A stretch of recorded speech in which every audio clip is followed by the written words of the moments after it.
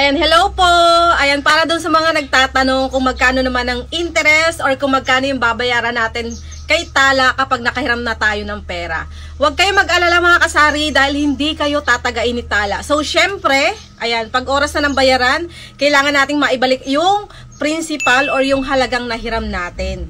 Sunod doon yung one-time processing fee na 3.99% lang ng halagang hiniram natin. At syempre, yung daily service fee na 0.43% lang sa halagang hiniram. So, kunwari, nanghiram ako kay Tala ng 2,000 pesos. Ang processing fee ng 2,000 pesos na 3.99% ay 79.80 pesos lang. Tapos, pinili ko ay 30 days ko babayaran ng nahiram ko.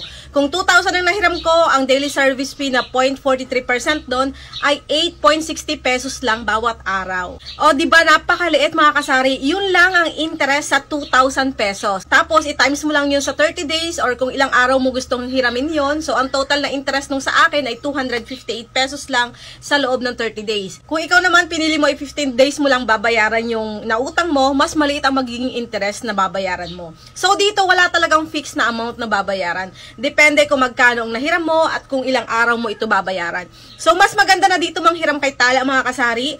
Mas mababa na ang interest, madali pang makahiram. Dalawa lang ang requirements nila, isang valid ID lang at sarili mong Android phone. Wala silang anumang hinihinging collateral.